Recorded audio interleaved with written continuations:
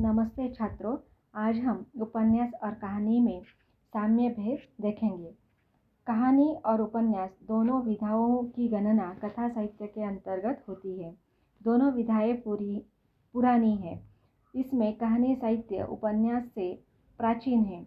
कहानी अपने पुराने रूप में उपन्यास की अग्रजा यानी उसके पहले जन्मी हुई है और नए रूप में उसे अनुजा अर्थात उपन्यास के पहले उसका जन्म हुआ है, ऐसा माना जाता है। तो कहानी, यह बालिका जो गल्प के नाम से जानी जाती थी, उपन्यास की औरत जात है, किंतु कुछ समय से वह अपने पितृगृह में निवास नहीं करती।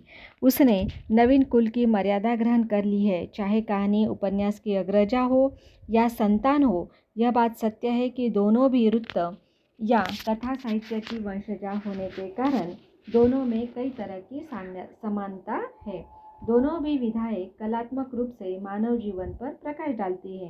इतना ही नहीं, दोनों की अपनी विशेषता है जो एक दूसरे को अलग करती है, पृथक करती है। वास्तव में प्रश्न यह उठता है कि उपन्यास और कहानी में क्या संबंध है। दोनों में भी किसी न किसी कथा का आधार बनाया जाता है।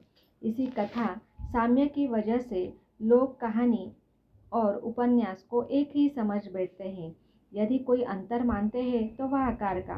कहानी छोटी होती है और उपन्यास बड़ा।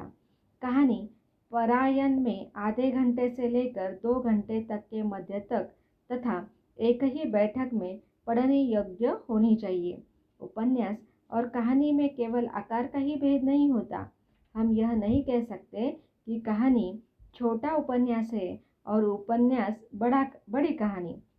यह कहना तर्कसंगत नहीं होगा। जैसे चौपाए होने की समानता के आधार पर मेंढक को छोटा बैल और बैल को बड़ा मेंढक कहना गलत होगा, उसी प्रकार दोनों के शारीरिक संगठन और गठन में अंतर है। बैल चारों पैरों पर समान बल देकर चलता है तो मेंढक उछल उछल कर रास्ता तय करता है। उसी प्रकार कहानी बहुत सी जमीन छोड़कर छलांग लगाकर चलती है।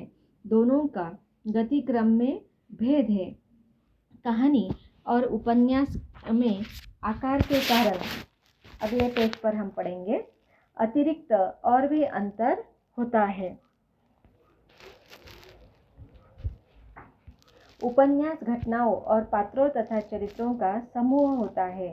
कहानी केवल एक घटना है, अन्य बातें सब इसी घटना के अंतर्गत होती है। उपयुक्त विवेचन से स्पष्ट होता है कि कहानी और उपन्यास में सिर्फ आकार का ही अंतर नहीं होता, बल्कि अन्य बातों में भी अंतर होता है, जिसे हम निम्नलिखित मुद्दों से स्पष्ट करेंगे। तो जो तत्व होते हैं उपन्यास और कहानी के, तो उसकी तुलना में किस तरह से हमें साम्य या भेद दिखाई देता है, उसे हम देख रहे हैं। कहानी और उपन्यास में सिर्फ आकारगत भिन्नता देखना एक भ्रामक धारणा है। वास्तविकता तो यह है कि दोनों में तत्वगत भिन्नता होती है। तत्वगत भिन्नता का अर्थ यह नहीं कि दोनों के तत्व अलग अलग है, बल्कि उनका स्थान या महत्व अलग अलग होता है। उपन्यास में सभी तत्वों का निर्वाह आवश्यक होता है, अन्यथा उसमें स्वरूपगत अपूर्णता रह जाने का भय रहता है।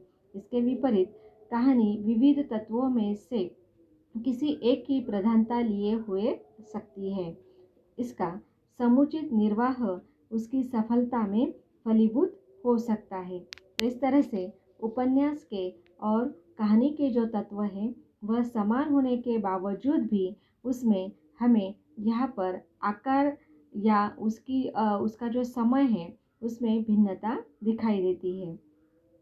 उसी प्रकार कथा वस्तु में भी हमें भिन्नता दिखाई देती है। क्षेत्र विस्तार के कारण कहानी और उपन्यास में अंतर आ जाता है। कहानीकार के विपरीत उपन्यासकार लेखक जीवन के बड़े खंड को प्रस्तुत करता है। वह उपन्यास में एक से अनेक घटनाओं को मूल कथा से जोड़कर चित्रित करता है। यह व्यापकता भी उपन्यास को कहानी से अलग करती है। कहानी में कथा वस्तु की संगठनात्मकता और उपन्यास में शिथिलता दिखाई देती है। इसी कारण कहानी और उपन्यास में उद्देश्य की दृष्टि से अंतर हो जाता है। उपन्यास की विस्तार सीमा बड़ी होती है, चाहे उसका कितना भी संकोच क्यों न किया जाए। चित्रात्मक दृष्टि से भी दोनों में अंतर होता है, क्योंकि कहानी जीवन का एक चित्र रखती है, निरपेक्ष स्वच्छंद, तो उपन्यास जीवन के एक से अधिक चित्रों को संगठित करता है।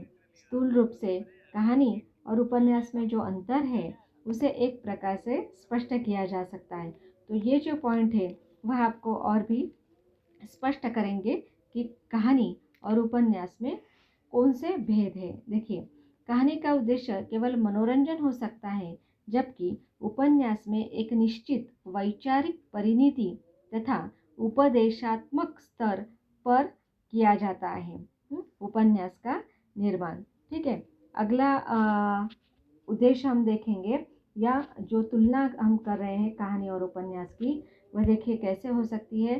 कहानी की लघु सीमा के कारण उसमें विशिष्ट सिद्धांत को उपदेश के स्वरूप देते हुए उसकी व्याख्या अपेक्षित नहीं होती। केवल हिंट दी जाती है कि इस कहानी से हमें यह सीख मिलेगी, लेकिन उसका विस्तार नहीं हम कर सकते। जबकि उपन्यास में इसको बहुत लंबा खींचा जाता है। तो तीसरी विशेषता है, या तीसरा जिसकी तुलना हम कर सकते हैं, आकारगत सीमा के कारण ही कहानी में किसी एक पात्र अथवा परिस्थिति का चित्रण होता है, जबकि उपन्यास में अनेक पात्र होते हैं और जीवन का चित्रण भी वे विस्तार से करते हैं। तो संक्षेप में हम कह सकते हैं कि कहानी में चरित्र की झलक रहती है, तो उपन्यास में झांकी। उपन्यास में मानव चरित्र की व्याख्या और विकास चित्रित किया जाता है, जबकि कहानी में किसी एक चरित्र की झलक मात्र दिखाई जाती है। कहानी का उद्देश्य हल्का मनोरंजन होता है या गंभीर उद्देश्य के लिए भी वह लिखी जाती है। इस दृष्टि से जीवन के किसी एक पक्ष का स्थूल चित्रण जिसमें हो सकता है, परंतु उपन्यास में प्रायः यह आशा की जाती है कि उसमें किसी न किसी प्रकार का उद्देश्य गंभीरता के साथ अवश्य हो। कहानी दृष्टि से भी कहानी और उपन्यास में भिन्नता दिखाई देती है। वह है महाकाव्य और दूसरा है खंडकाव्य। यदि उपन्यास को हम विशाल और प्रशस्त जीवन गाथा पर आधारित महाकाव्य के समान व्यापक चित्र कहे, तो कहानी को इस अनुपात में लघु जीवन का खंड आधारित खंड काव्य के रूप में माना जा सकता है। उपन्यास में बृहद जीवन खंड अथवा संपूर्ण जीवन को चित्रित किया जा सकता है, जबकि कहानी में उसका केवल कुछ भाग ही चित्रित करना संभव हो पाता है। क्षेत्र के इसी विस्तार तथा संकोच के कारण उपन्यास और कहानी के विविध उपकरणों में अंतर आ जाता है। यद्यपि सामान्य रूप से उपन्यास के आधार पर प्रायः यह तत्व होते हैं जो कहानी के भी होते हैं। इस तरह से कहानी और उपन्यास में काफ़ी बड़ा अंतर होता है। वास्तव में हम कहानी और उपन्यास को एक ही समझ पर बैठते हैं, तो यह गलत है। तो उपन्यास और कहानी में काफ़ी सारा अंतर है जो हमने इन 5 पॉइंट में देखा है। धन्यवाद।